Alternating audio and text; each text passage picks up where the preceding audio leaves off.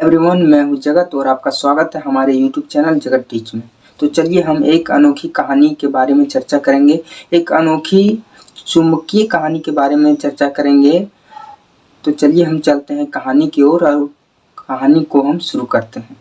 तो कहानी इस प्रकार है कि चीन के सम्राट हुयांग टी, उसके पास एक ऐसी मूर्ति थी, एक ऐसा रथ था जिसमें एक मूर्ति लगी हुई थी जो हमेशा दिशा बतलाती थी। वो किस प्रकार से दिशा बतलाती थी, चलिए हम आगे इसके बारे में चर्चा करते हैं। तो चलिए हम कहानी की ओर चलते हैं। पुराने समय से ही लोग चुम्बकों के बारे में बहुत ज़्यादा जानने में रुचि रखते थे। चुम्बक के बहुत से गुण उन्हें ज्ञात थे। आपने चुम्बक के उपयोग के बारे में अनेक रोचक कहानियां अवश्य सुनी होगी।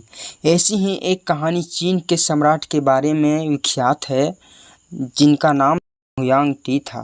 कहा जाता है कि उसके पास एक ऐसा रथ था जिसमें एक महिला की मूर्ति थी। मूर्ति किसी भी दिशा में घूम सकती थी। इसकी एक फैली हुई भुजा भी थी, जैसे कि यह रास्ता दिखला रही हो। मूर्ति में एक ऐसा अनोखा गुण था, एक ऐसी अनोखी ताकत थी कि मूर्ति ऐसी स्थिति में हमेशा आकर रुकती कि इसकी फैली हुई भुजा सदैव दक्षिण की ओर संकेत करती थी।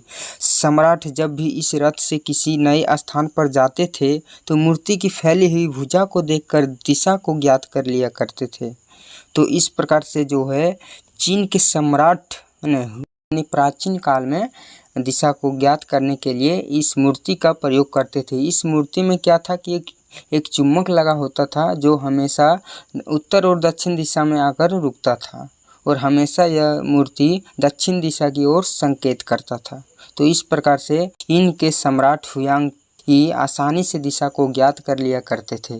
तो इस प्रकार से हम देखते हैं कि चुम्बक एक अनोखा एवं रोचक चीज़ है जिसे जानने में हमें बहुत दिलचस्पी होती है। जय हिंद, वंदे मातरम।